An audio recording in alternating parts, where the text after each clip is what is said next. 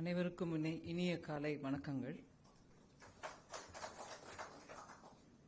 இந்த ஒரு போற்றுதலுக்குரிய பெரிய ஒரு நிகழ்ச்சி, ஒரு பேரரசர், இதுவும் நான் திருச்சி அந்த பகுதியை சேர்ந்த இடங்கள்ல இருக்கக்கூடிய மாவட்டங்கள்ல ஆட்சி புரிஞ்சவர்.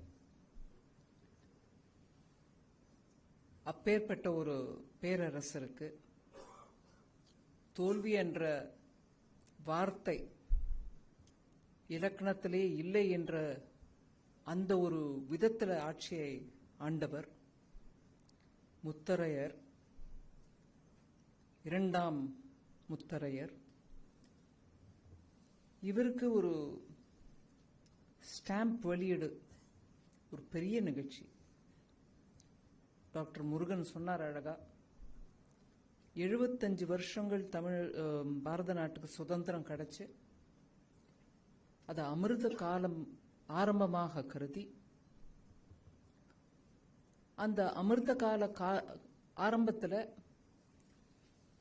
நம்மளுக்கு சுதந்திரம் கிடைக்கிறதுக்கு வாய்ப்பு அளித்த போராடிய பெரிய தலைவர்களை நம்ம ஞாபகம் செய்து கொண்டு அவர்களுக்கு வாழ்த்து தெரிவிக்க வேண்டும் என்பது எந்த அளவுக்கு உண்மையோ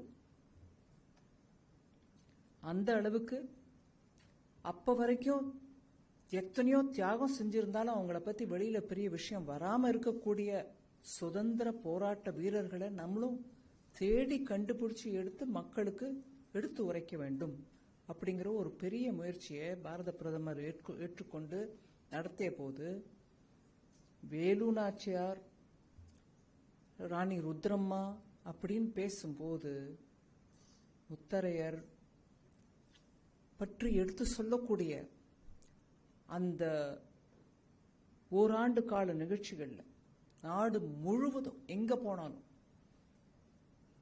எத்தனை செலவானாலும் நீங்க டேட்டாவை கலெக்ட் பண்ணுங்க, அவங்கள பத்தி ஒரு புக் பப்ளிஷ் பண்ணுங்க. அதாவது ஒரு புஸ்தகம் பப்ளிஷ் பண்ணியிருந்தா ஒரு 1000 காப்பி, 5000 காப்பி, 50,000 காப்பி வெளியிட்டு அதை எல்லாருக்கும் நம்ம பகிர்ந்து கொடுத்துருந்துருக்கோம். ஆனா புக் என்ன போது அது டிஜிட்டல் உலகத்துல என்றும் ஒரு ஸ்டாம்பாக இருந்துருது. அதை நீங்க நீக்கவே முடியாது.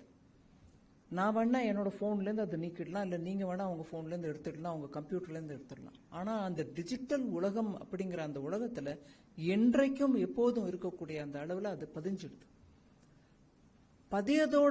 பதிவு ஆயிடுறதோட இல்லாம இன்னைக்கு இல்ல நாளைக்கு இல்ல ஒரு 50 வருஷம் 100 வருஷம் கழிச்சு கூட யாராவது எலக்ட்ரானிக் மோட்ல அதை சர்ச் பண்ணாங்கன்னா அந்த டேட்டா அவங்களுக்கு அவைலபிளா இருக்கும். சரித்திரத்துல அவருடைய புகழ் என்றும் இருக்கிறது என்பதை திருப்பி நம்மளுக்கு எடுத்துரைக்கக்கூடிய அந்த டிஜிட்டல் மார்க்கத்தின் மூலமாக அதில் ஸ்டாம்ப் போட்டுருங்க, அந்த டிஜிட்டல் புக் பண்ணிடுங்கன்னு சொன்னாங்க. அதுக்கு பெரிய குழுமமாக நிறைய பேர் இருந்தாங்க. அதுல நம்ம டாக்டர் ப்ரொஃபசர் ஸ்ரீனிவாசன் அவர்கள் அப்போலேருந்தே இந்த விஷயத்துல ரொம்ப தீவிரமா முயற்சி எடுத்துட்டு இருந்தாரு. நீங்க எல்லாரும் அவங்களுக்கு உதவி பண்ணிருக்கீங்க. அந்த முறையில அப்போலேருந்தே சரி இது டிஜிட்டல் ஸ்டாம்ப் ஆயிடுச்சுங்க, இல்லைங்கள, ஆனா ஒரு போஸ்டல் ஸ்டாம்ப் வெளியிடணும், ஃபர்ஸ்ட் டே கவர் ரிலீஸ் பண்ணணும், அவருடைய உருவம் அதுல பதிஞ்சிருக்கணும் அப்படின்ற முயற்சி சின்ன அளவில் எடுத்தாலும் இது என்னைக்கோ தயாராயிடுச்சுங்க. நான் ஆக்சுவல் விஷயத்தை உங்களுக்கு சொல்லணும், என்னைக்கோ தயாராயிடுச்சு. டாக்டர் ப்ரொஃபசர் நம்ம ஸ்ரீனிவாசன் சொல்லிட்டே இருந்தார், ஏங்க தடையாயிட்டே இருக்கு, கொஞ்சம் போலாமா? தடை ஒன்றும் இல்லைங்க, நான் எல்லாம் பண்ணிட்டோம். நம்ம stamp ready, first day cover ready. எப்போன்னா நான் தெய்வீகத்தை ரொம்ப நம்புறோம்.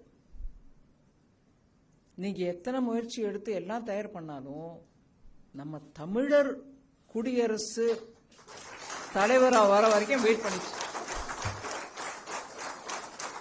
இதுக்கு முன்ன எப்போ ரிலீஸ் ஆயிருந்திருக்கலாம். ஆனா நம்மளுக்கு, நம்ம மக்களுக்கு இருக்கக்கூடிய உணர்ச்சியோட அது ரிலீஸ் பண்றதுக்கான வாய்ப்பு நம்மளுக்கு இறைவனை கொடுத்திருப்பிருக்கு. இப்பேற்பட்ட பெரியா அந்த உணர்ச்சியோட எடுத்து பகிர்ந்து கொடுக்கக்கூடிய அந்த அளவு இன்னைக்கு துணை ஜனாதிபதி குடியரசு துணைத் தலைவருடைய வீட்டுல, அவருடைய வீட்டுல இப்பேற்பட்ட ஒரு பெரிய நிகழ்ச்சி நடக்குது. அது எனக்கு தெரிஞ்சு பிரதமர் அவர்களும் இதை பார்த்து கொண்டு அவருடைய மகிழ்ச்சியை தெரிவிக்கிறதுக்கு காத்து கொண்டிருக்கிறார். அவருடைய முயற்சியால ஊர்ல இருக்கக்கூடிய இப்ப வரைக்கும் பிரபலம் ஆகாத, அதாவது அவங்க காலத்துல அவங்கள மீட்க முடியாத அளவு அவர் ஆட்சி பண்ணியிருந்தாலும் இன்னைக்கு இருக்கக்கூடிய பாரத நாட்டுல பல பேருக்கு தெரியாத இருந்த ஒரு நிலையில இப்பேற்பட்ட ஒரு நிகழ்ச்சியில அவருடைய புகழை நம்ம திருப்பி எடுத்து சொல்றோம்னா ரொம்பவே மகிழ்ச்சியா இருக்கு. அதுல நான் எனக்கு விட்ட குறை தொட்ட குறைன்னு சொல்லுவாங்க.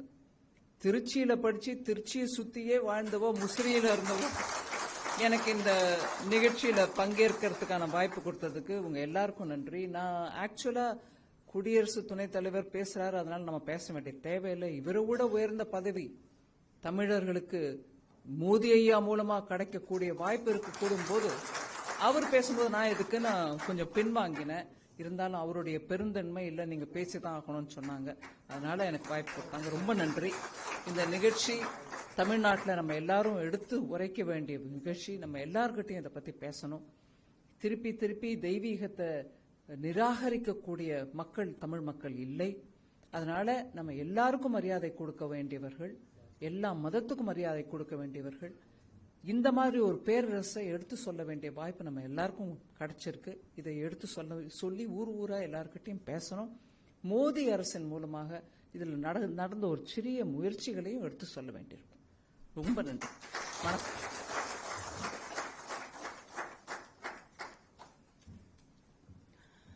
மத்திய நிதியமைச்சரின் செறிவான கருத்தாழமிக்க உரைக்கு எங்களது மனமார்ந்த நன்றி.